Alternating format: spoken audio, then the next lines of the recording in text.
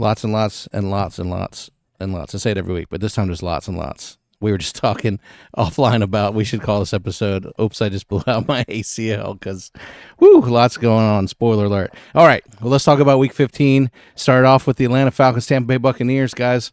This Atlanta Falcons team we've said all year, really hard to get a read on these guys, and they got Kirk Cousins in there, Josh, and they put it on old Tampa Bay. Yeah, you know what the score ended up being? Yeah, Mike Evans told us on the sideline. Yeah, 29-28.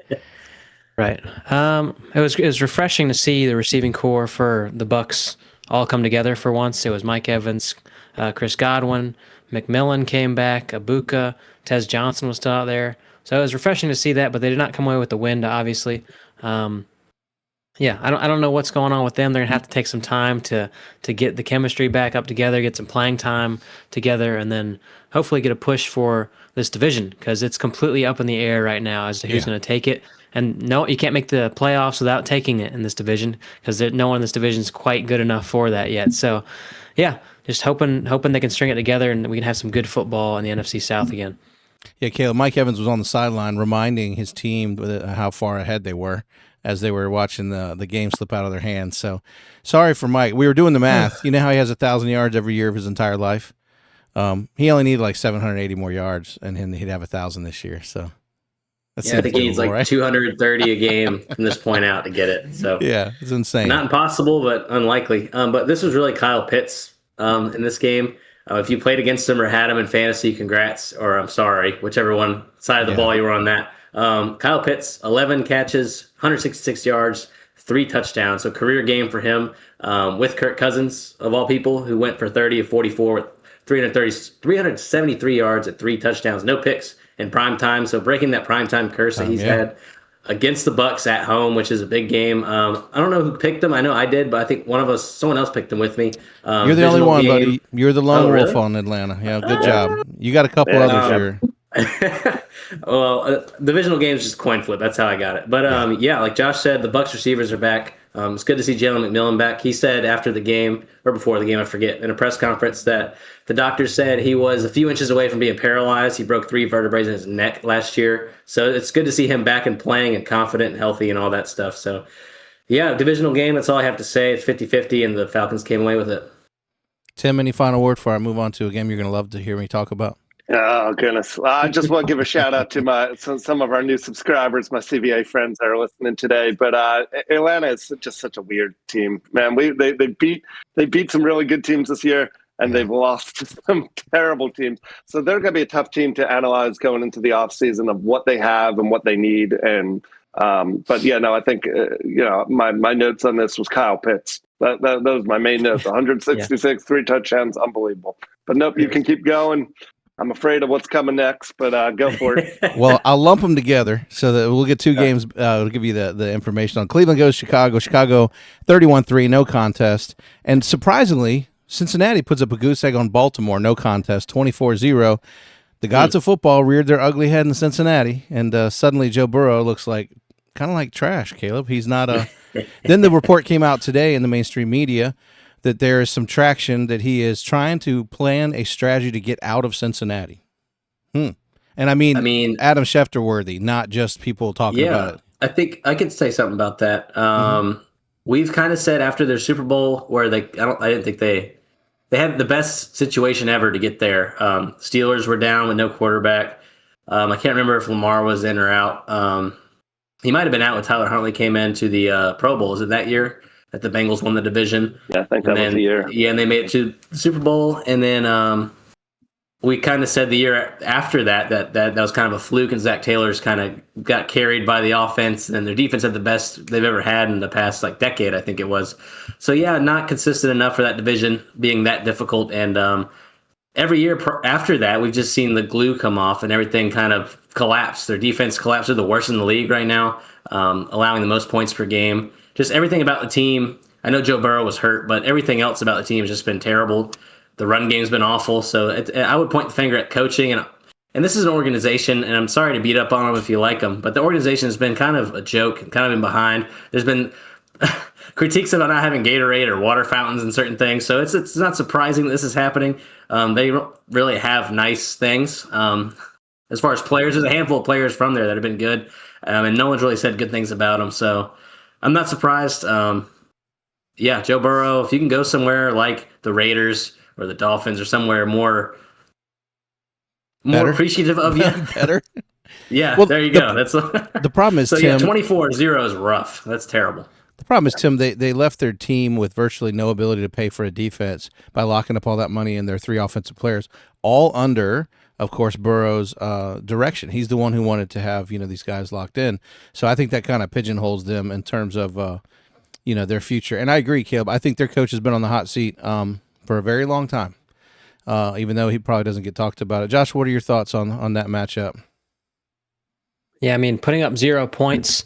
I think they won the previous matchup just a few weeks ago against the Ravens. So it's pretty weird to turn around and then put up 0 points against them in the next matchup. The Ravens, they didn't look great in the first half. It was really slow going. There was a Zay Flowers potential touchdown that was dropped. I know they had Rashad Bateman out of this game. And I know Ronnie Stanley got hurt in this game as well. So it's... Once again, they're not playing great football, and they came away, fortunately, with a win against the Bengals, who have just not been looking well either the last 2 games. But to step away and still be in contention for the division with the Steelers, give them some hope. Caleb, your face. I'm looking at the box score. Lamar Jackson threw 12 times, and Derrick Henry had 11 rushes. Like, what were they doing with the ball? Where was it? They didn't have the ball, and they still won by 24-0. I just don't understand the Bengals. Like you said, Joe Burrow's looked terrible the last 2 weeks coming off his injury. Just doesn't look like the same guy as before that. So I don't know. Tim, your thoughts on either of these? Yeah, I mean, it's a good win for Baltimore. I mean, like Caleb said, the numbers are weird, right? Yeah. But hey, it's a good win over a division rival. And I thought, I think, I don't remember if I picked Cincinnati. Did I pick Cincinnati? Do you have our picks from last week? I think I definitely did. We all picked Cincinnati. Oh, okay, wow. Yeah. So much for our ability to pick games, huh? Yeah. But I think we all thought they were going to play spoiler, right? We are awesome. I think we all thought they were going to play spoiler. My gosh. I mean, Joe Burrow is a top 5 quarterback. Jamar Chase is a top 5 receiver. They've got some pieces there. And I think we all kind of thought, well, they've got nothing to lose. They're going to go out and just wreck Baltimore's season. And they just got wrecked. So you got to hand it to Baltimore. The other game you mentioned, Chicago, was that 31-3 over Cleveland? Was that right? Yeah, I was trying to divert so you didn't have to talk about Chicago and how much you love them. Yeah, no, but I know you were. Good job. But I gotta hand it to Chicago. I mean, they're beating well. up on Shador. You gotta give it to him for beating up on Shador Sanders. Oh man! But you win the games you got to win, and You do. Green Bay Packers lost to the Cleveland Browns earlier this year. The Cleveland Browns have some good pieces on defense. They do, and so for Chicago to put up 31 points and win a game that they could have easily just kind of been falling into a trap, I thought a very impressive win for Chicago. They've been great recently. Real quick point about Chicago. Shador Sanders was their the game, not Chicago, the team. Shador Sanders was the leading rusher for the Browns, 2 carries for 24 yards. Quinshon Judkins, the highly rated rookie who's had a great success early in the season when he's come back, he's 12 carries for 21 yards. So that Bears defense really stifled everything that the Browns had for them. Their best receiver for the Browns was Isaiah Bond, 2 for 89. 2 of those were just deep ball, Hail Mary, go ball routes. So nothing. There was nothing on the Browns' offense. So it was just terrible. Those two deep passes accounted for majority of Shador's yards in this game. Yeah, it just was. There was nothing going offensively for them. Harold Fannin had double-digit targets, and that equated to nothing. 14 targets. Yeah, it's just. It was clearly a situation where there's a high amount of pressure, and he was just getting the ball out to his shallow players, Harold Fannin, to his running game, who was not running the football. Yeah, it was a disappointing offensive game for the Cleveland Browns. As Tim mentioned, they're top level defense. They have top level defenders at a lot of positions. Carson Swessinger probably going to be defensive rookie of the year as it stands right now. Myles Garrett more than likely defensive player of the year because they've been itching to give it to him anyways the last couple of seasons. So he's definitely going to get it. Well, and he's officially on all-time sack watch. So I mean, it should come. Yeah. Yeah. And it's unfortunately if this week he plays Josh Allen, if not he gets against Aaron Rodgers for sure because Aaron Rodgers is not going to be moving around too well. So it's going to happen. It's going to happen. Maybe he lays for down sure. for him and make sure he gets. So he needs one to tie it, two to beat it. Then he's definitely going to do it. Yes. Because Brett Favre did it for Strahan, so it's going to be Aaron Yes, he Rodgers. I know did. Aaron Rodgers has to do everything that Brett Favre does. So That's right. let's keep moving. A huge game for the LA Chargers, who were able to beat Kansas City at home. Caleb, you were the lone wolf on that one, picking them to win 16-13. But as we said, we're on ACL watch. Two big players went down this week, and Patrick Mahomes was the first one. Looks like he's going to be out 9 months. Chiefs might be looking for a quarterback in the interim just to get them through the start of next season. I heard. Tim, how do you feel about that one? Yeah, I mean that's a huge loss. I think kind of a shocking loss. Just it's one of those to see a dynasty end. You know, who knows what happens with Kelsey? I saw a stat. You guys have probably seen this. First time since 1998 that Tom Brady, Patrick Mahomes, or Peyton Manning are not in the playoffs. Crazy. 1998. That's 27 years. So big shock right there. I think a lot of us thought the Chiefs were somehow going to rally late in that game and in the season. But I think the Chiefs have some issues, right? They don't have a running back. We know that. They don't have a quarterback, at least for now. And so the Chiefs have some problems. And then on the other side, just very quickly, if I could touch on the Chargers back-to-back wins over the last 2 weeks. They beat the two teams that were in the Super Bowl last year, the Eagles and the Chiefs. And that's with Herbert throwing an interception in the last four straight games. They're not even right. Yeah, exactly. So they've found ways to win, even when it hasn't been pretty. And the Chiefs just didn't. The Chiefs don't have enough right now. So, yeah. Okay, go ahead. Yeah, the Chiefs, we can blame or try to cope that they lost the game because of Mahomes' injury, but they were playing pretty terrible before that. Yeah. He didn't have a touchdown. It's the second time he hasn't had a touchdown in the last month in a game. He was sacked 5 times, so his O-line is not helping him out at all. He only had 189 passing yards. And the run game, their leading rusher was Isaiah Pacheco, 11 for 21. So they're doing absolutely nothing on offense. It's really Harbaugh coaching that Chargers defense to shut down that team. So it was a rough game at home for the Chiefs, and the injury coming in the second half to Mahomes, obviously. But I think Minshew will be fine filling in. I know their season's over, but I think an unleashed, literally and figuratively unleashed Minshew is going to be good. He's going to go out there and sling it. They get to see what he can do in that offense for next year. So it's a good sample size to see if they need to actually seek a quarterback or not. So, yeah. And some of us we have holidays that we love. I think Josh's official holiday is the NFL draft. And that said, Josh, my question's for you. Does this team need to tear it down, or does this team just need to go ahead and tank a couple of these games? Because if they draft in the middle of the pack, that means they draft the middle of the pack every round. They haven't had that luxury. What do they do? What's their plan going forward into this next year in light of what team they just put on the field this year? Yeah, for me, I don't know why the Chiefs haven't just gone out and gotten the big name guy on offense. They've had several opportunities. When they drafted Clyde, they obviously passed over Jonathan Taylor and J.K. Dobbins and DeAndre Swift and a couple those household names that have been starting for the last 5 years. Then you have several guys in this last draft they could have had as well. It's not like it's a mystery that their running back room was not filled with a bunch of talent. They had Quinshon Judkins and Travion Henderson and all these guys. So they need to address that talent on offense. They need to go and get the guy. They need to go get a guy that is worth paying for and not trying to string it together with the MVS, the Tyquan Thornton, the Hollywood Brown, the other people's discarded players. They need to go out and get a household offensive name. Their defense, in my opinion, has been playing well. A lot of the reason why I've tried to pick the Chiefs the last few games hasn't worked out because of their offense. And to resolve that, I just think they have to pay up for those guys, whether it means trading up because they have a better opportunity to trade up from the middle to the top. Who knows? And we'll see what those names look like at that point in time of the draft. But they certainly need to try and go for something like that. Caleb, final point. Yeah, I think as Josh was saying, I like to add to that, but kind of contrast it a little bit. I think they're going to look for a free agent wide receiver or someone to trade for. A.J. Brown, Brandon Ayuk, someone like that who wants out. Maybe Justin Jefferson by the end of the season. Someone that is going to be moved that they could just trade for and plug and play immediately in that offense. I know Mahomes will probably miss maybe 4 to 8 weeks next year, depending on how fast he can recover. We've seen guys come back before as little as like 5 months, which is crazy for ACL. So it all depends on how he rehabs. So if he comes back and they only miss a couple games next year with him, I think they'll be fine. But I think they're going to look for a free agent rather than try to draft someone. With their draft pick being right now, right in the middle of the draft, it's not a great spot for them trying to find something that'll help them out next year. Well, my point is it's better than being at the end of the draft every year, which they have.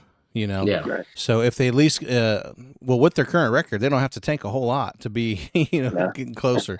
I just think that I'm not sure if I think they're going to try to completely rebuild or just revamp what they have. I think they can move, Jones maybe and a couple guys, and then try to get value out. Anyway, enough said. Let's talk about a very surprise game where we watched the New England Patriots absolutely dominate the Buffalo Bills for the first half, only to lose 35-31 at home. In fairness, Buffalo was 0.5 favorite on the road, not a point. And they covered. They covered it by 4, which is insane. Any thoughts on that game? Josh Allen's insane. And I say it every single week. Josh Allen is insane. The Buffalo Bills are not a good team. They're not.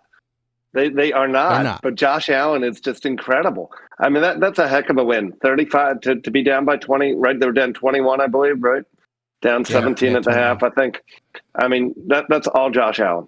All Josh Allen. And that was the first big test probably for New England, and they failed it, I think. Like we've been saying all year long on this podcast, New England really has not played anybody. I mean, they've had some good wins, but they haven't played anybody super tough. And that's a big win for Buffalo. Huge win. My concern, Tim, and tell me how you feel about this. Anybody can chime in, but I was just thinking. I actually said this to I believe Josh earlier offline. Every year, the problem with the Bills in their current state is that they have to go against Mahomes or Jackson, and they lose to them.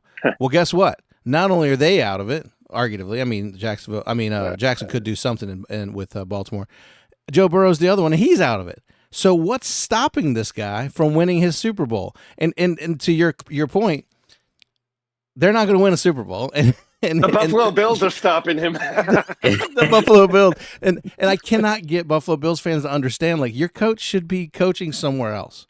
Like maybe a flag football league or something. I don't know. He's not he is not helping this team. Like there's nothing about their coaching, their moves, their personnel moves that make him better. He is Dan Marino, and he's going to finish his career Dan Marino if they don't do something aggressive to actually help him win. Am I wrong?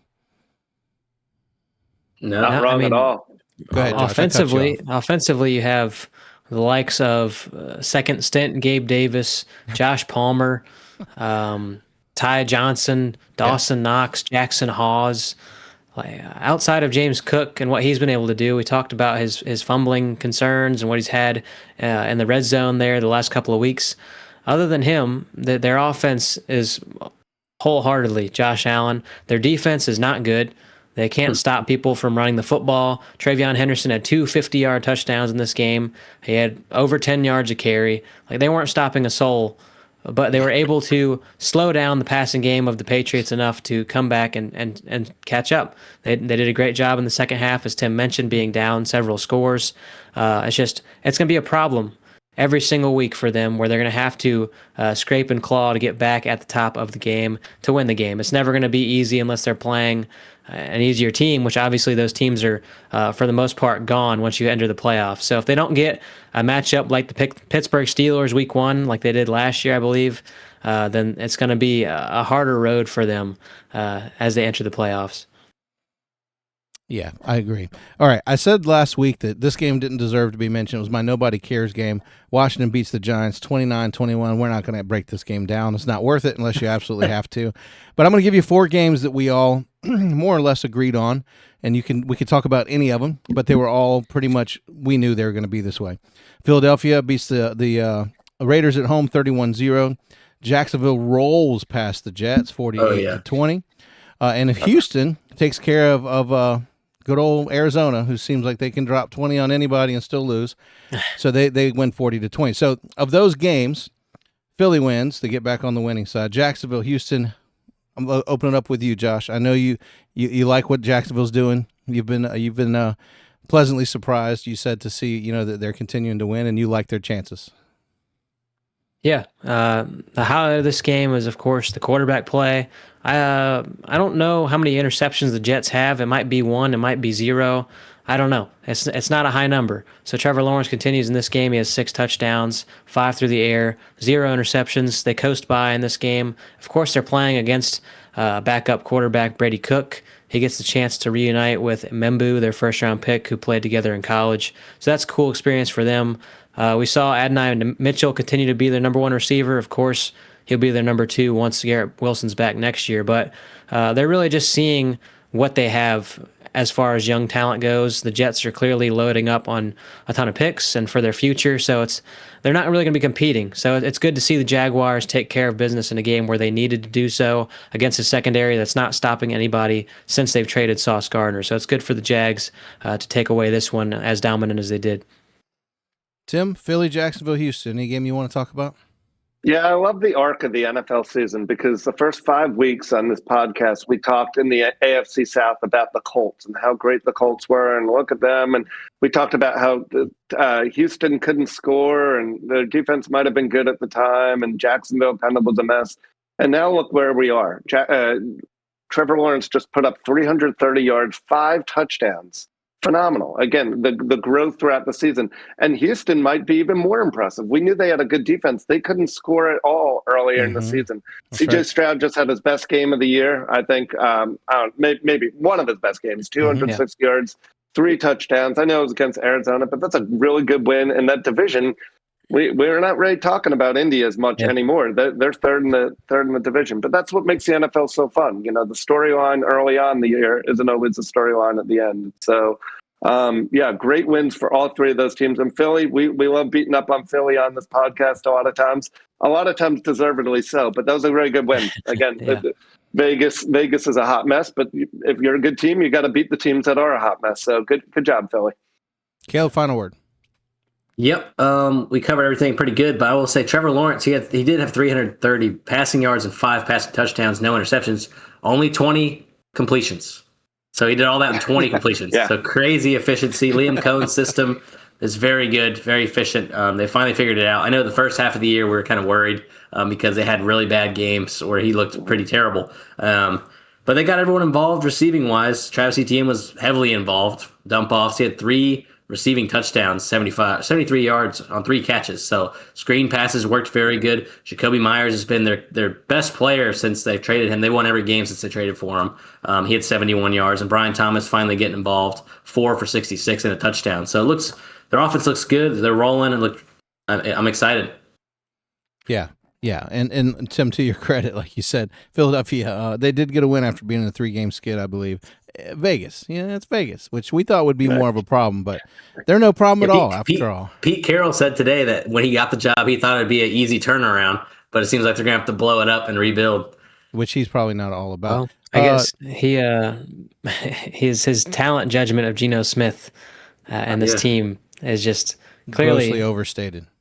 His love overshadows his You can't sight. sign like 5 30-year-olds and just run the table, you mean? Lesson learned. Tim, we don't have to talk about Green Bay. They lost. We can move on. No. That's all right. No, we can unpack it. That's fine. It's okay. Huge win. We're good. Huge win as we're looking at the AFC because we've pretty much handled everybody but Pittsburgh. So let's talk about it before we jump in. AFC East, Patriots are still in the driver's seat, 11-3. Bills at 10-4. Dolphins and Jets are out. Steelers are 8-6 currently with their win over the Dolphins. We'll talk about that in a minute. Ravens 7-7. Bengals and Browns are out. Here's where it gets super interesting, guys. Jacksonville 10-4. Texans 9-5, Colts 8-6. Nobody's out of this. And then finally, it's a 2-dog race in the West. Broncos have 12 wins, 12-2.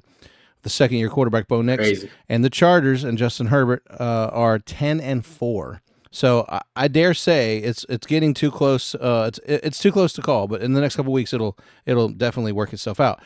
All that to say, Denver, I think, Tim, not to beat you up, I think Denver needed a very good, because I've been critical that they basically roll in and do exactly what they need to win. And they kind of did that this time, but it looked like they were a little more commanding this time against a very good Green Bay Packer team. Yeah, so Green Bay Packers defensive coordinator Jeff Hafley, been their defensive coordinator for 2 years now. Under him for the last 2 years, they have not given up 4 passing touchdowns in a game. And they did it this week to Bo Nix. They gave up 4 passing touchdowns. And again, sometimes you just need to compliment your opponent. The Denver looked prepared. The first half of the game, Green Bay looked like the Packers kind of left a lot of points there on the board in the red zone. Packers probably could have been up a lot more.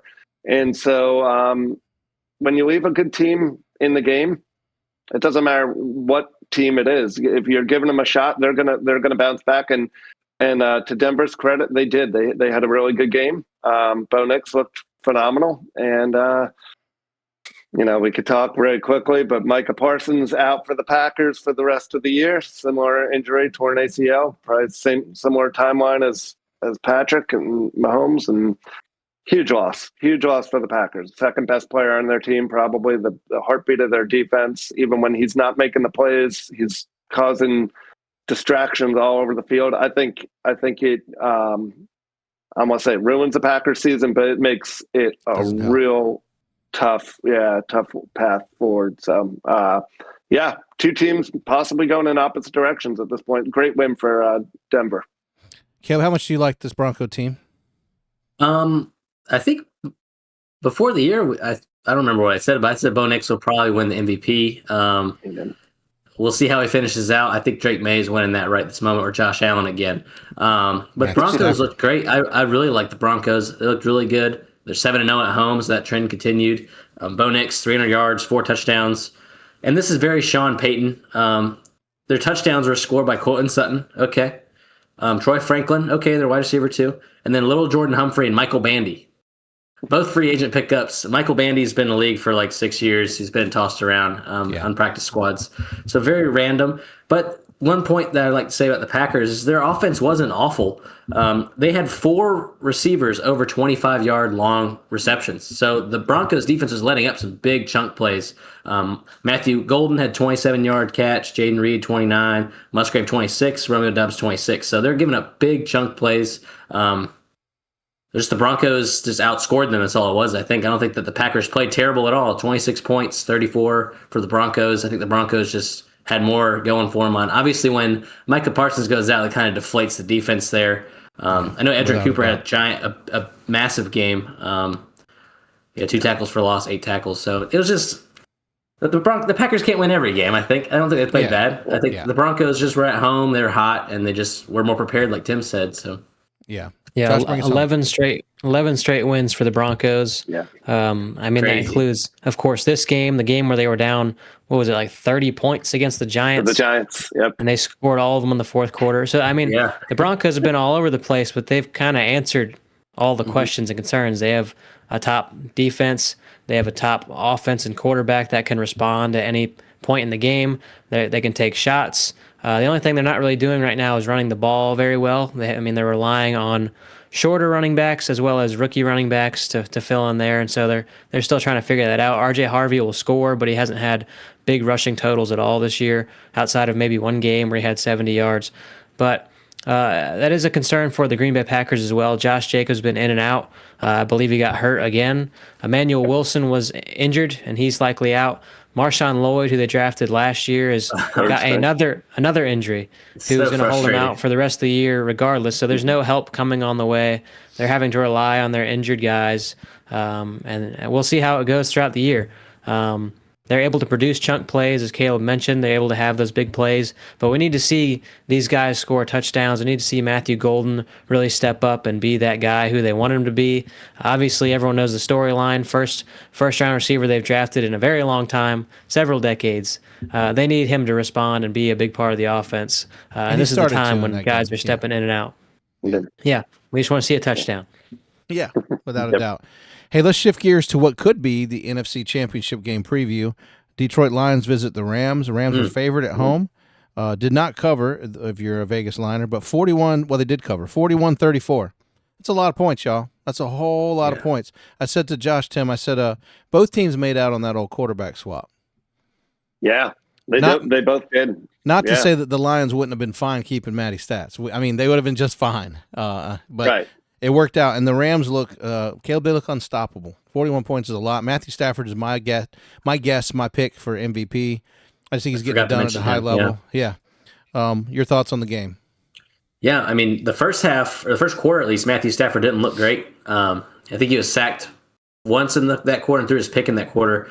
But yeah, they look unstoppable. Like you said, Puka Nacua, 181 yards on 9 catches is an insane stat.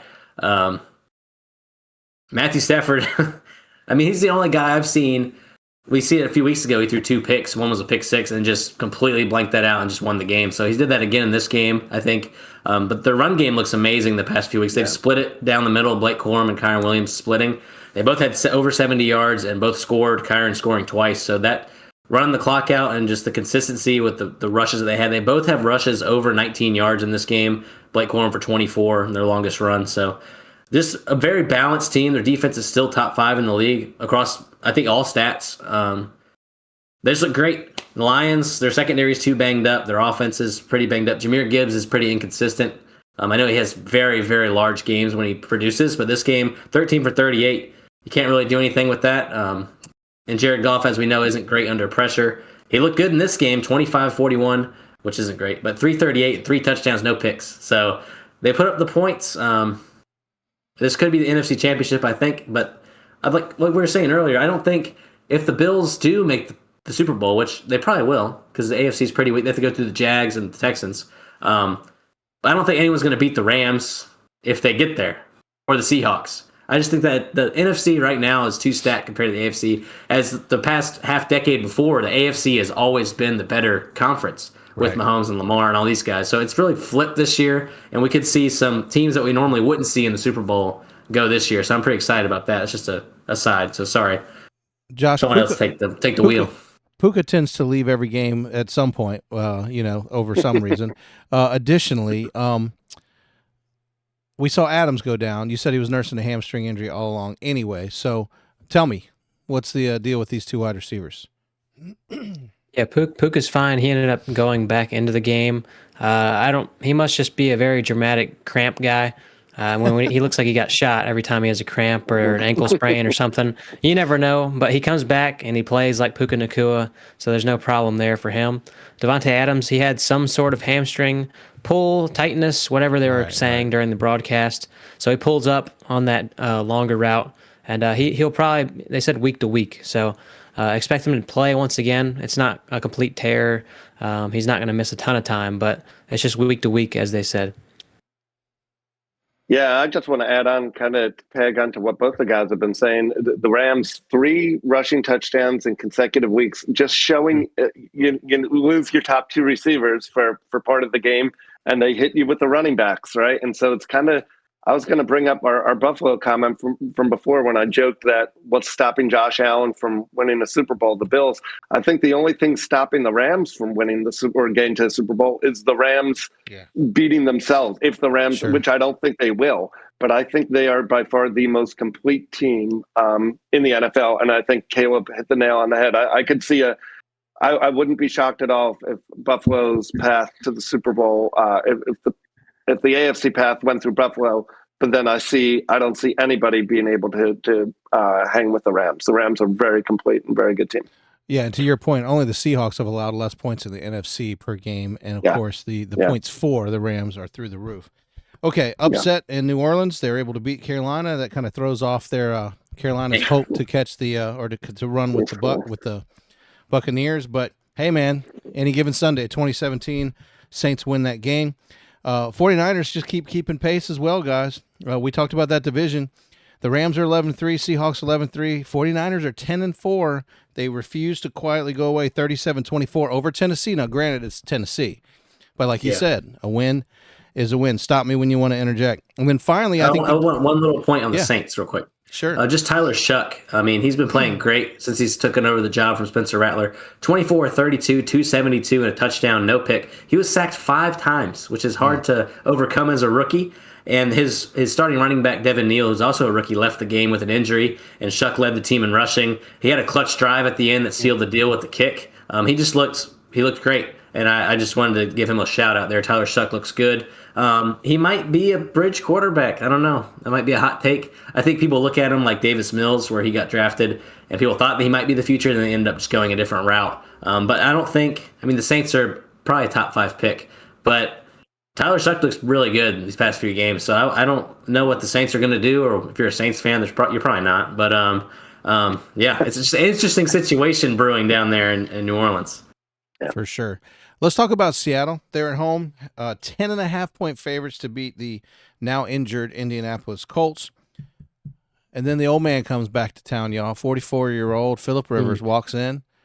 That rib cage just hugging his chest, you know what I'm saying? That rib protector just hugging his chest and a lot of scrutiny. But, hey, he always threw the ball a little weird. He had that high, kind of weird, kind of arching ball. But the old man had a chance to take him down the field and get in field goal range and threw a pick. They lose 16-18. But you know what? Mad credit to him, because nobody thought that the Colts were going to run in. Apparently Vegas didn't, into Seattle and make it a game, and they definitely did.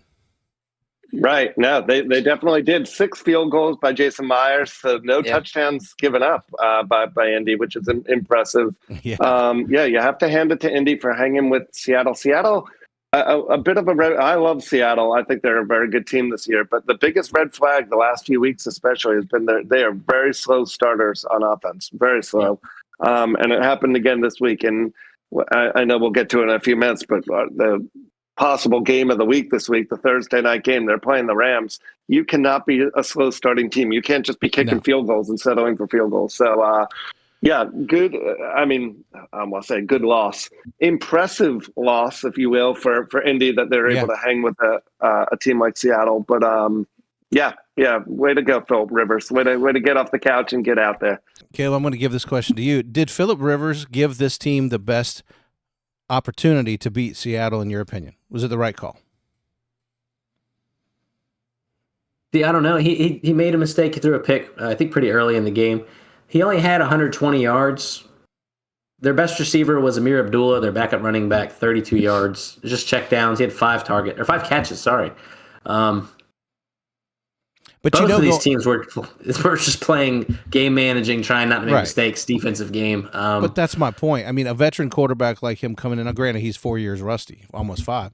But, I mean, managing the game the way he did probably would have been better than other options was why I asked.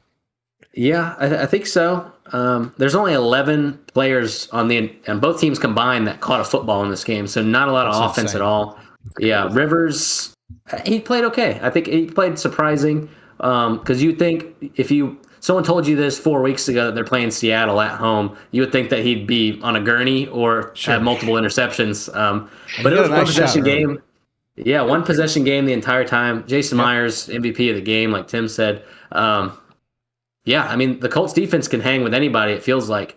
But like Tim said, Sam Darnold, slow starter. It's pretty worrisome if they're going to be going against teams like the Eagles or the Rams in the playoffs. So, right. But to answer your question, Phillip Rivers looked fine. I think he's okay. Josh, I'll ask you this. Phillip Rivers throws that completion instead of an interception. They're in field goal range, and they win 19-18 in Seattle. That changes things quite a bit. Sure. I think Phillip Rivers coming in you're not expecting high production, I would assume, from a 44-year-old quarterback. We've seen it time and time again.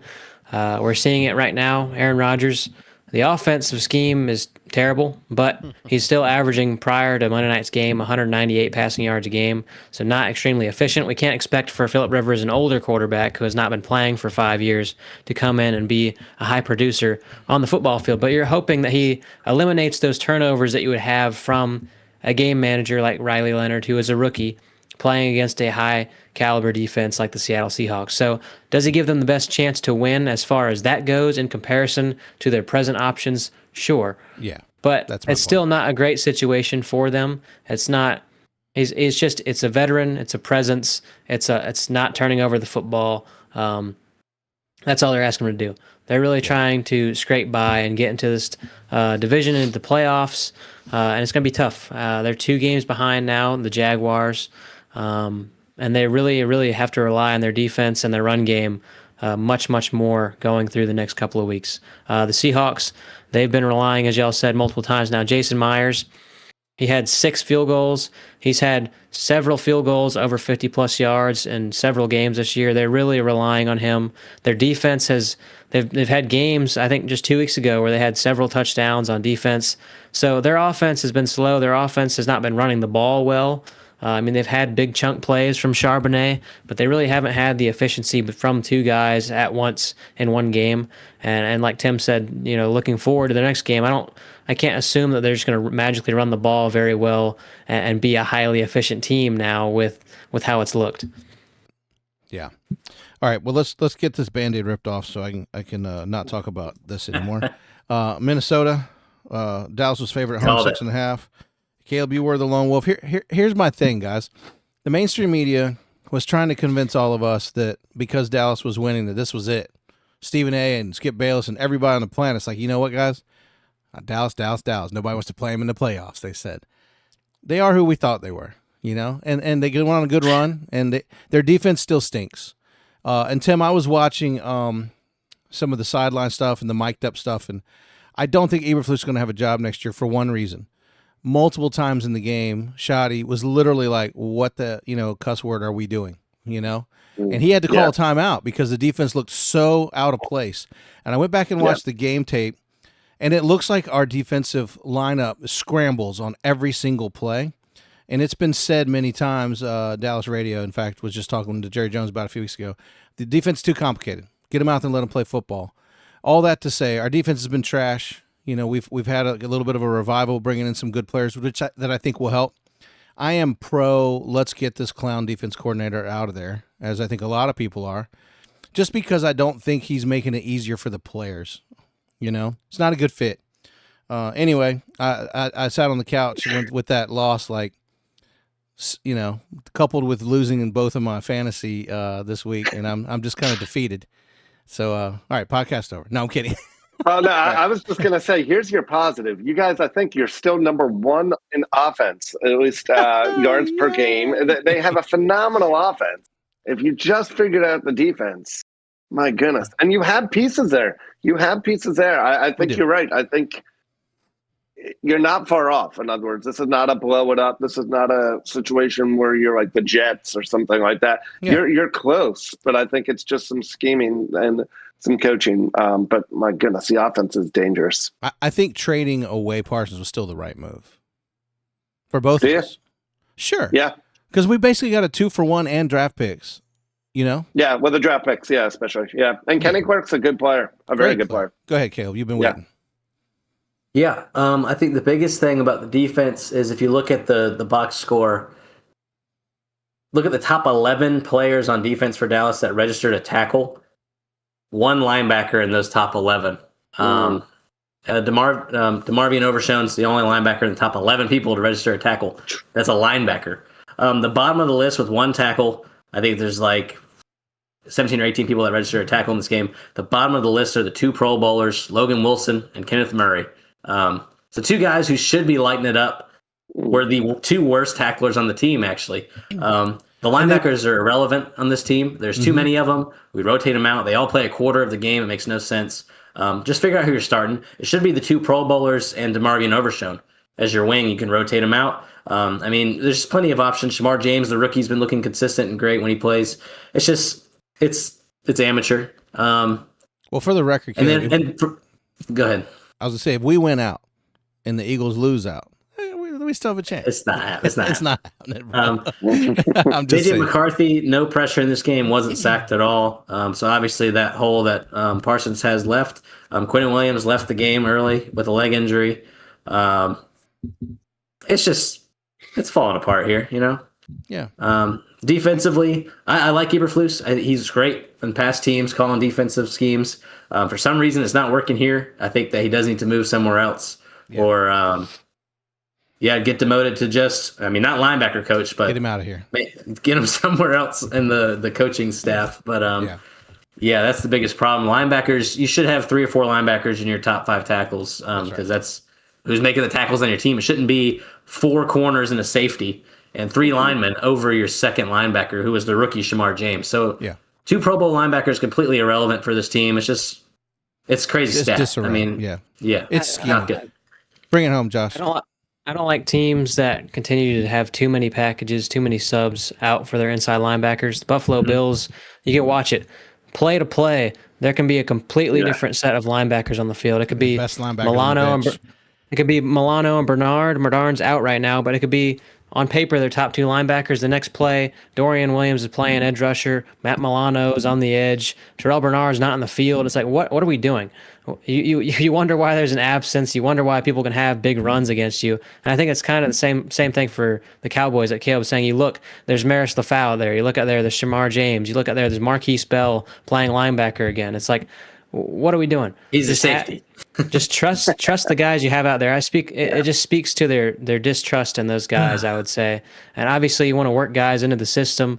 You want to get guys settled in, but it's too late in the season to try and figure out what these guys are going to do for you. Forget the system. You traded for Logan Wilson, who's a Pro Bowler, and you're trying to use him as a system guy. Just put him in. He's a run stopper. Put him in. Him and Kenneth Murray both have multiple 100 tackle seasons, are both Pro Bowlers. Just start the 2 of them. If they don't work out, then start your other guys. Don't rotate them every quarter. It doesn't make any sense. All right. We don't need to spend a lot of time on Pittsburgh and Miami, 28-15. It is what we go Aaron Rodgers. Yeah. Go Aaron Rodgers. I love the trash talk and people are calling him old and they're really giving him the business. And, he's talking trash with the rest of them. So, hey, man. Oh, well, I have a point real quick. Yeah, please. Yeah, so Alan Lazard got released today. So he'll probably be in Pittsburgh tomorrow. In 5 hours. It was by his request too. Yeah. Wink, wink. Aaron's on the phone right now. He's at Aaron's house right now. Yeah, it's worth. We talked about how Tua, the Dolphins don't play in cold temperatures, which this is always a metric for the Florida teams. But he won his first game in under 40-degree weather just a few weeks ago. It was under 40 degrees on Monday night. Steelers also almost always win on Monday night for some reason. So there was 2 things going against them. And then clearly the timing of the routes and where the receivers are supposed to be, there's still confusion there for Tua and the receivers. I think at this point, that the play calling is just way too Tua's just going to throw it where it's called to be, and it's going to be a pick or it's going to be missed throw. It doesn't look like he's just run. He looks like he has a noodle arm. Some of his passes last night he's looked like one of someone he's the most accurate dudes. He's one of the most accurate dudes in the league. I'm not talking about accuracy. I'm talking about getting it down the field. A couple of them looked like he didn't have the mustard to do it. I will say, at least from their primetime games, because I haven't watched tons of Dolphins games, but from their primetime games, whenever they're trying to throw a ball to the sideline, that's almost always a miscue. I guarantee you, Tua is not wrong every single time he throws the football, guys. I know people hate him, but let's give them some credit. There's definitely something between the receiving room and the quarterback room that is just not lining up very well. Sure. Also, you look at the defenses that play against Tua. He's thrown every single pick this year against his own defense. So when they play against man coverage, Tua plays very well. Tua does pretty well, and they happen to win or at least be competitive in those games. Against zone defenses, that's been their worst offensive games. All right, we've talked a lot about the NFC, Tim, and you mentioned how competitive and how many teams with multiple wins and how great it is. But check this out. As of right now, we're only 3 weeks away from the end of the season. The only AFC team to have firmly clinched a spot is the Broncos. Everybody else could miss the playoffs, virtually speaking. Here's what I mean. Patriots are number 2, of course, by virtue of winning their division currently. Jaguars number 3, Steelers number 4, all division winners. However, the Patriots have a team in Buffalo that's right behind them. Jaguars have 2 teams, and Pittsburgh has a team. Of course, the Chargers are trailing in their division, and the Chiefs and Raiders are out. And then, of course, the Bills and Texans. Now, that's your current if it ended today, but the Colts and Ravens are still in the mix, which is hard to believe. Officially eliminated as of week 15. Chiefs, Dolphins, Bengals, Jets, Browns, Raiders, Titans. Now, it gets interesting on the other side as well in the NFC. The Rams are currently the only team who have clinched a playoff berth officially. That means that the Bears, Eagles, and Buccaneers are currently in the driver's seat by virtue of their division. Now, Seahawks, 49ers, Packers would all be in if it ended today. But wait, the Lions, Panthers, and Cowboys are not eliminated. Even with the Vikings win, they were eliminated this week. So what we're looking at is a season with which the last 3 games mean more than most. And it's going to determine this league. So let's jump right into week 16, boys. Those Rams are going to Seattle. Ooh, they're favored by 1.5. I'm going Rams, just so you know. Just I believe in Matty Stats. He's my dude. I think they need to get it done. And if their receivers are healthy, there's my caveat. I think they get it done against Seattle. Yeah, I'm gonna go.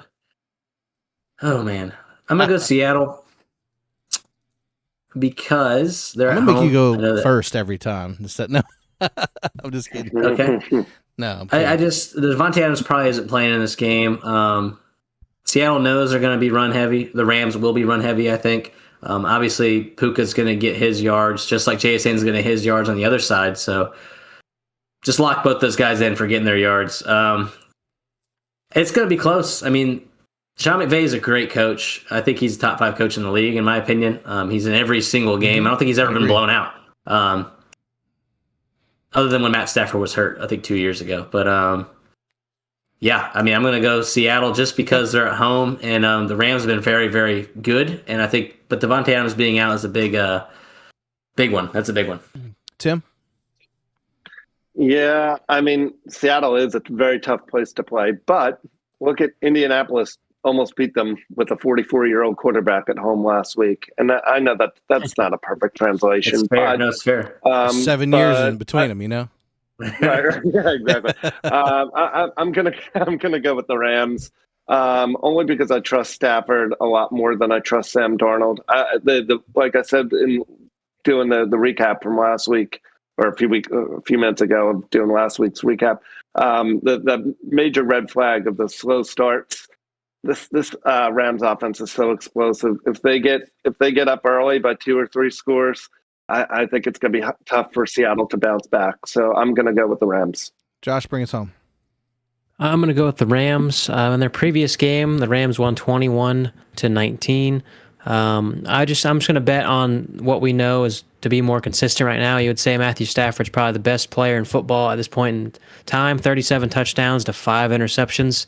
Their running game, as y'all mentioned, Kyron Williams, Blake Corum, both playing at a high level right now, both scoring a lot, both producing big plays, both putting up good numbers every single game.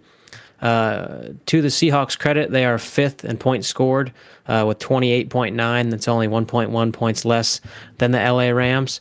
They're also 2nd in defense, 17.3 points allowed. But that's slightly. I don't know what the word would be for that, but it's slightly when they played the Commanders and they didn't do anything. They just played Phillip Rivers. That number's a little inflated compared to what the Texans are doing or what the Rams are doing defensively. So right. I just think that the Rams are a better team. They have more momentum. I know they're not going to have Devontae Adams, but they didn't have Devontae Adams last year, and Puka Nacua does just fine without having someone take away coverage from him. So I'm going to go with the Rams. Do you think McVay's wife giving birth to their son on Monday affects his sleeping schedule for this game on a Thursday? Not at all. Okay. No. I think you'll be tired. Just yours, bro. Just yours. All right. Philly, 5.5-point favorites on the road to Washington. This game's irrelevant because Washington I don't think has a chance, but it's a NFC East game, so who knows? I'm going Philly. Anybody going with Washington? Yeah, I can't with a clear conscience now. They got Mariota starting now. Yeah, Philly. All right, here's the one, guys. Green Bay's a 1.5 favorite in Chicago. See, I don't like that, Tim, although I think they're both good teams. Chicago at home gets the advantage for me only because they're at home. That's literally, that's my first tiebreaker. My first tiebreaker is home team when I'm not sure. So I got to go with my gut, Chicago. Unfortunately, Tim, I got to go with my gut. Yeah, I'm not a homer. I'm a football fan, and I also am going with Chicago this week. And I think the reason why is Micah Parsons. I think Micah made a big impact with kind of rattled Caleb last time they played. He was just a force to be reckoned with in the middle of the field, and him not being out there, I think it's just too much for Packers to overcome. I think the Packers are still honestly the better team. But I think I don't think by much. I think it's just really close. And Chicago being home, I think they're able to pull off the win. Josh? I hate to say that. I know. Yeah, I'm gonna go with I'm gonna go with Chicago Bears. I think there's a lot going on for the Packers. Everyone's mentioned Micah Parsons and his injury, obviously the impact there. The running game is extremely hurt right now. I just think we can't depend on them scoring the football a ton, and I can't rely on their kickers either with what they have going on there. So I think the Bears understand this game. They're going to run out the clock as much as they can. It was a close game, one-score game the last time they fared with a healthy Josh Jacobs, with Micah Parsons. I just think that it leans towards the Bears, who have been in every single game this year. I think the Bears have more momentum right now. Caleb, bring us home. Yeah, like Josh said, I think the Packers are too banged up. They have a tackle out. Josh Jacobs questionable. Watson hasn't practiced yet with a chest injury. They've lost their tight end early in the year. Parsons is out. All their key players are out. I know Jaden Reed came back and he looked good. It's just a lot. And the Bears are hot right now. They're at home. Like you said, the last game was so close. And the Bears just locked up the Browns. I know it's the Browns, but they weren't able to do anything. There's 30 rushing yards in that game. I think the Bears have it here, unfortunately. And the Bears have been able to overcome on defense. They're leading the league in interceptions and takeaways. They've had games where they're missing their top 3 inside linebackers, and you wouldn't know it if you were just watching the game with no prior knowledge. They've done very well with their scheme, and so not to strike a chord with Dave here, but Al Harris leading that secondary, leading that defensive pass game for the Bears. They're leading the league in takeaways, and they're doing a good job with everybody they have back there. They've had Kyler Gordon out. They've had Jones out. They've had people in and out, and it's been good every single time regardless. So, and I think this game, real quick, is healthy for the lore of the good, better, best narrative that's in Chicago. I think it's good for the rivalry. I know that Ben Johnson was talking trash before the last matchup about it, how he loves beating Matt LaFleur. I think that'll add some flavor to this rivalry. It's going to blossom, I think. Tim, where that comment from Josh came is I had mentioned that Al Harris is only a pass game coordinator. He's not a backs coach. He's not a defense coordinator, which I think is a shame to move there essentially and not be promoted from Dallas, because he was our backs coach here. So I think he's a good candidate. Jerry loves to bring guys back. The defense is screaming to get this guy back, and our backs were way better when he was there. So that's where that came from. All right, we got a lot to keep moving with. Buffalo 10.5-point favorites at Cleveland. Anybody think that Shador can pull it off? No. Enough said. Buffalo 10.5. Okay, Chargers are going to Dallas. I know Dallas is tough at home. They're 1.5-point favorites. I'm going Chargers because my spirit's broken. What do you want me to say? I'm going to go Chargers. That run game they have with both of those guys, Vidal and Hampton, I don't think the linebackers, they're probably not going to be warm enough to play and tackle them because they rotate them out so much. So Chargers. Tim? Chargers for the same reasons that you guys just said. Yep. Dallas Cowboys. I think the offense can match the Chargers. I know the Chargers, they favor well against wide receivers. They were able to do a good job against Rashee Rice. They're not going to be able to stop the receiving core of the Dallas Cowboys. Ryan Flournoy is so good. Ryan Flournoy has looked really good the last few games, though. So I don't think. Yeah, I mean, I think, ironically, he's just for some reason looked like their second best receiver the last 3 games. We can start up that conversation since people wanted to do that with Pickens a month ago. But no, I think they're not going to be able to stop all those guys collectively. I think it's going to be too much for the defense to handle for the Chargers. Awesome. All right, these games are all going to be tough because we're not going to agree. So that's why I'm trying to keep us moving because we're going to end up talking too much about them. Kansas City is going to Tennessee, but Kansas City and Gardner Minshew are favored by 3.5. Oh, Gardner's going to toast them. Okay, Caleb's going KC. I'm going KC. Yeah, I don't care. I don't think because sadly it doesn't mean anything. The game. I mean, Yeah. I'd like to Yeah. see something out of Cam Ward, but yeah, I'll go KC.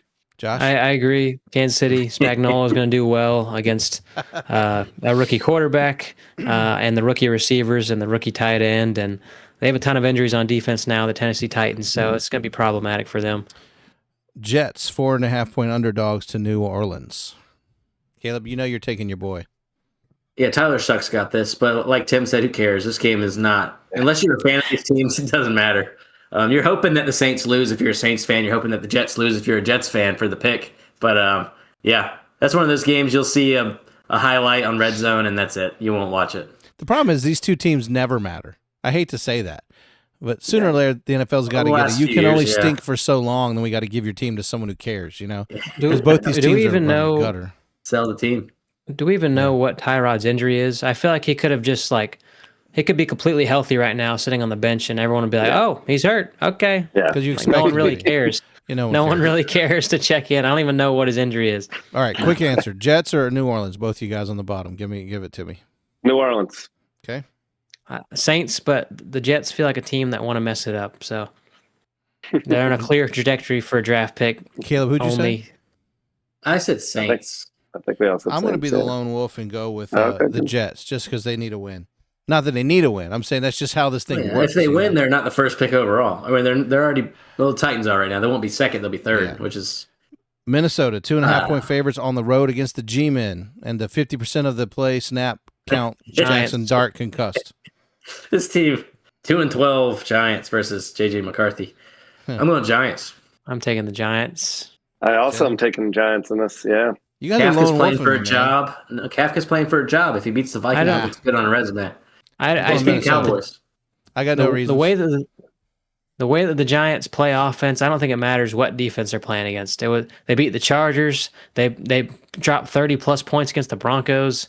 They played well against the Eagles 2 different times. It doesn't matter. They're going to go out there and play whatever scrappy version of football they have. Jackson Dart's going to run too many times. I don't think JJ can respond to that, to be honest. Fun stat: Jackson Dart has been in the blue medical tent for a concussion on 50% of the games he's played. That's what that's how I opened this little. Yeah. I'm going Minnesota because somebody has to. All right, Tampa Bay's 2.5-point favorites visiting Carolina Panthers. Who do you got? It's a great game, right? This one's a real game with real men throwing the football around. I'll go Bucks. Their receiving core is healthy. I think that really matters. So go Bucks. Yeah, I'm going Bucks. All right. I want to go Bucks. I think I'm going to go Bucks too, just because their roster is so much better than Carolina's. But they do concern me. I don't know what happened last week. They should not have lost the last game they lost. But yeah, I'll go Bucks. Josh? I'm going to go Bucks as well. The Panthers, they win games. They've done well. They've only put up 19 points per game. That's among the bottom 5 in the NFL. So when they score, they do very well in an individual game. And the next game, who knows? So like y'all said, Bucks receiving core being back, they're a healthier team now. I would go with the Bucks. All right, we got a lot of games that don't matter. Sorry, guys. This is trash. We talk about garbage time in a game. This is garbage time in the season. Cincinnati's at Miami. Miami's a 1.5 favorite. Who you got? Woo. Bengals. Yeah, Bengals. Who cares? Yeah, again, who cares? But Bengals just because of talent level. Y'all are lone wolfing me. Still Jamar Chase. Still They're Joe not Burrow. they just put up 0 points.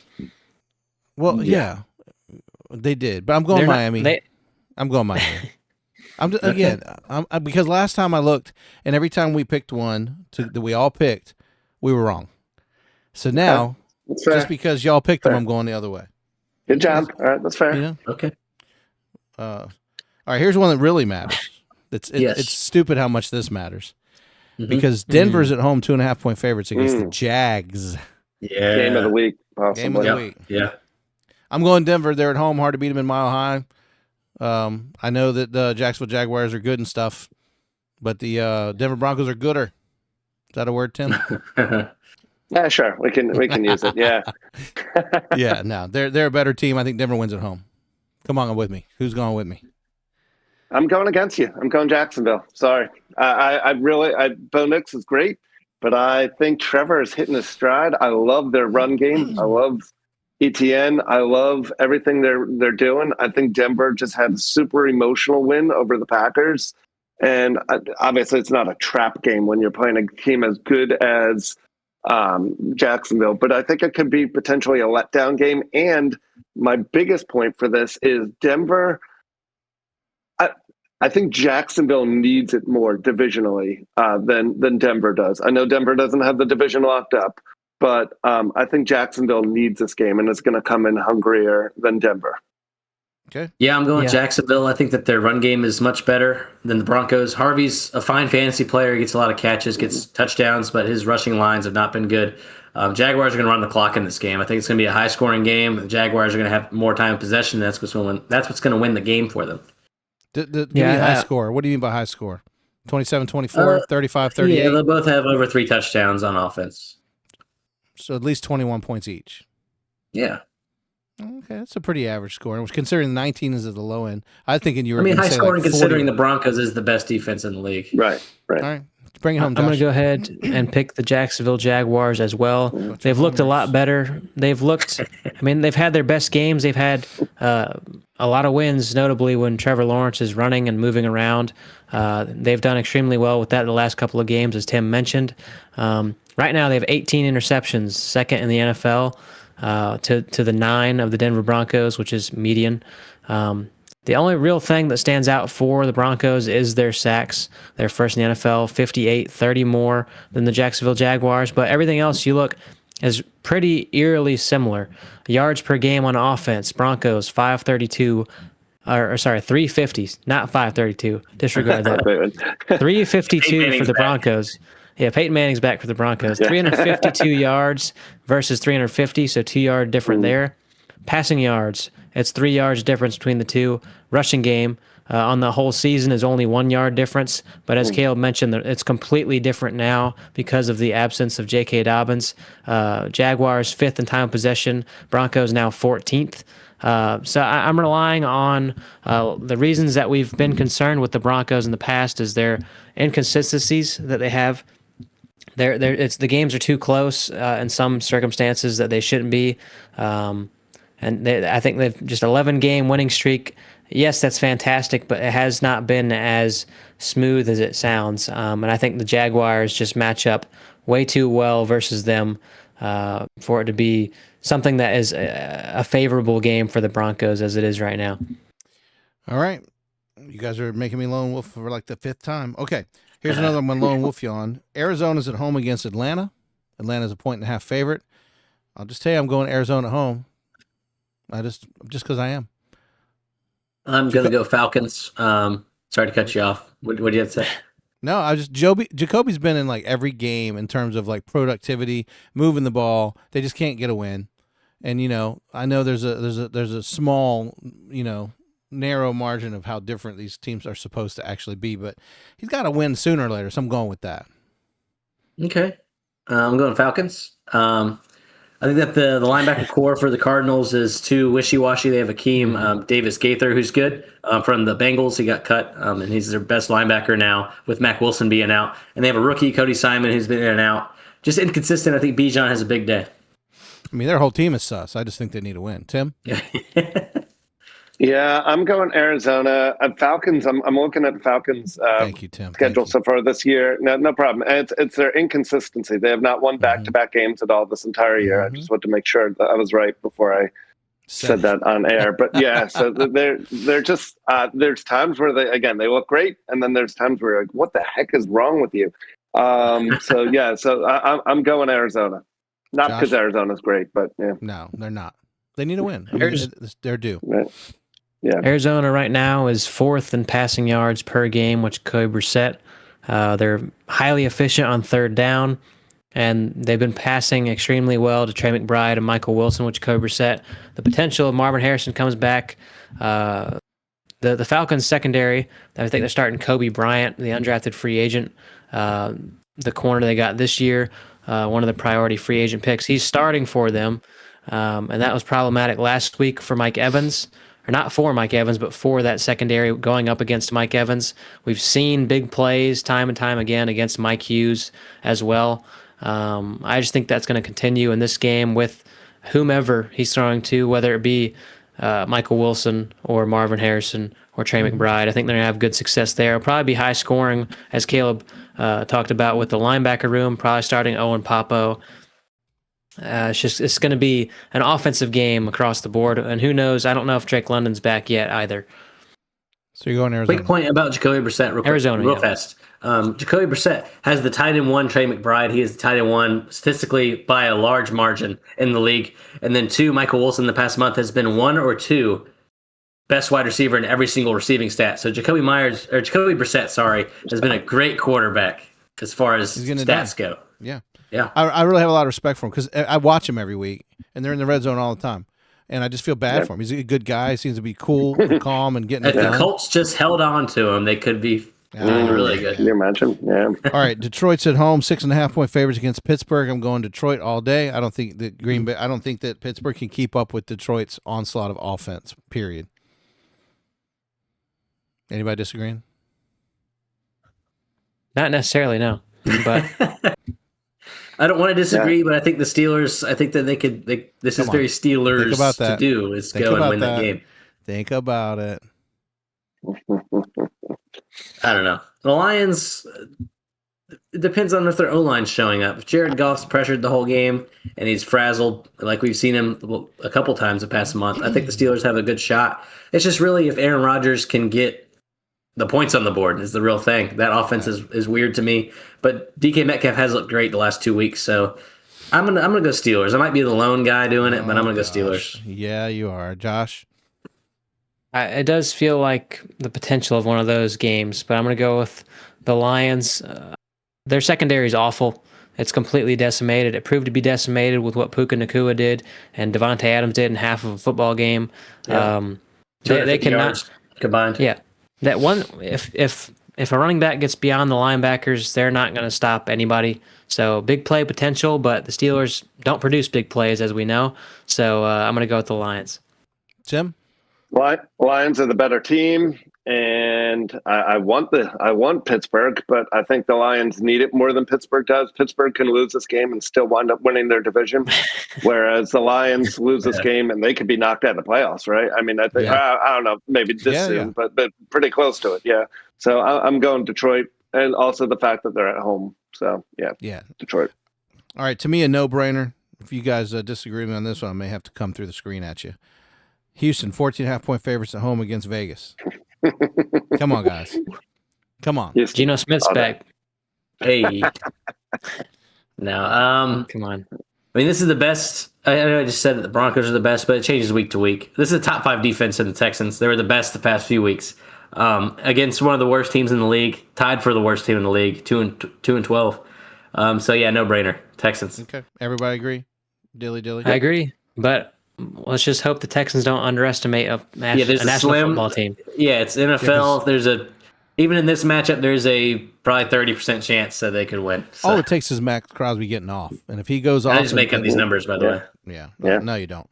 All right, here's a tricky one because Baltimore is favored by 2.5 points. I think Vegas is smoking something. New England is coming to Baltimore. I don't see Baltimore winning. Not to mention this being the favorite, but I'm going New England. New England's a better football team. Baltimore's been decimated. Jackson's not the same. Henry's not the same. None of their key players are consistent. They don't look like the same team that they've been over the years. I just don't believe in them. I think they're ready to get out of this season, lick their wounds, and then figure out what they're going to do.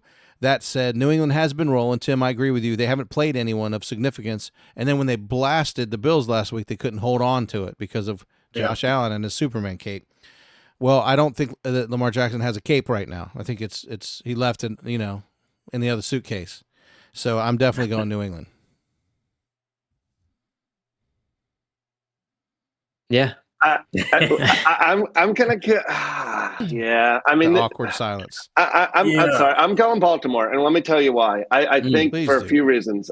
Just to be different, but I think them being the later game, knowing the outcome of the Steelers game, which I think the Steelers do lose to the Lions, and so they go into the game going, "Hey, we win this game tonight. We could be." I believe they'd be tied. Would they hold the tiebreaker over Pittsburgh? I believe they I'm not would. sure. Yeah, Pittsburgh I'm not plays sure. is They should, because Pittsburgh beat them head to Yeah, head. Pittsburgh beat them. And they play again in the future. Yeah. Okay. All right. I think Derrick Henry. I don't know. I just don't think New England's as good as we all think they are, as their record says they are. Yeah, I agree with that. And yeah, I don't know that Baltimore's that great either, but I like the talent on Baltimore, the potential talent on Baltimore more based on their history. Okay. So I'll Caleb? go Baltimore. Yeah, I think it's the same. Ravens are very similar, minus Lamar's playing worse than Josh Allen is right now. But team-wise, we saw James Cook have a big game last week against the Patriots. We saw their tight ends have a big game. And I think it's similar with the Ravens. They have Isaiah Likely and Mark Andrews, who just got that big contract extension, and Derrick Henry. So if they use the tight ends and the running backs just like the Bills did against them, I think we could see the Ravens win. They're at home. The Ravens aren't a terrible football team. They've just been playing pretty bad the past few weeks. But they kind of turned the corner, I think, last week. Man, this is hard, but I think I love the Patriots. I love Mike Vrabel. I love Drake May. Get on I think with the it, Ravens boy. Get win. on with it. Yeah, Ravens. Josh, bring it home. Yeah, I'm going to go with the Patriots. Patriots are top 10 in passing yards per game, even though Drake May seemingly hasn't had a massive passing game. They're getting tons of explosive plays out of the backfield from Travion Henderson now. They're one of the better third down teams on offense. The Baltimore Ravens put no pressure on the quarterback. They're 31st in sacks, obviously that being second worst in the NFL. Yeah, I'm not impressed by the efficiency of the Ravens. They really need, of course, it's Derrick Henry, and of course it's Zay Flowers, and of course it's Lamar Jackson, and they could go and have these big plays, but we haven't seen enough of it for me to depend on it. We've seen plenty of it from the Patriots, whether it be Douglas or Butte or Henderson or whomever. I just think it's a much more reliable team. I like the implications. I like them being able to watch the Steelers and be motivated by that. But I'm going to go with the Patriots. All right, final game. Just really quickly, can I just say really quick? I think this is a really good test for the Patriots too, to see what they're made of. That was a devastating loss to the Bills, and so this will be a good test. See if they can bounce back. I totally agree. Okay, final game. San Francisco 5.5-point favorites going to Indianapolis. Caleb, come on. I'm going Colts. I think Jonathan Taylor is going to have a great game. Phillip Rivers is going to game manage. I think that defense played outstanding last week. I think they could do it again. We've seen Brock Purdy in the past get rattled, and this offense is still not healthy. Christian McCaffrey's playing through a back injury, which I don't like. But Ricky Pearsall is inconsistent. George Kittle's great, but I think that offense right now is too inconsistent. I think the Colts, we saw last week when they bottled up the Seahawks, who have been putting it on teams the past few months. I think it's a real shot for the Colts, and I like the Colts this week. Jonathan Taylor, big game. Josh? Yeah, I'm going to go with the Colts as well. Caleb just mentioned that McCaffrey's still hurt, Pearsall's still hurt. Their inside linebackers are all hurt.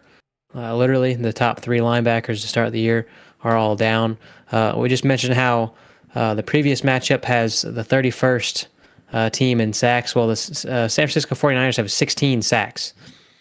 So almost you just over won a game.